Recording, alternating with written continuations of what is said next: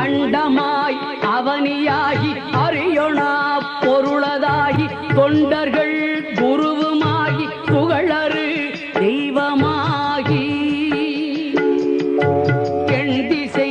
போற்ற நின்ற என்னருள் ஈசனான தென்திரள் சரவணத்தான் தினமும் என் சிரசை காக்க